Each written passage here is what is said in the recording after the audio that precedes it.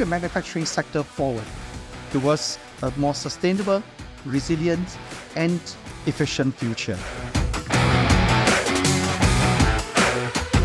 Sustainability is really key to innovation going forward, and we look at sustainability in 4 different areas in order to try and bring us to our collective 2050 goals of 0 carbon emissions by that date. And the aerospace industry, especially the civil aviation aerospace industry, has pledged to be 0 by 2050. And those 4 goals include fleet renewal, operational efficiency, renewable energy, advanced technology.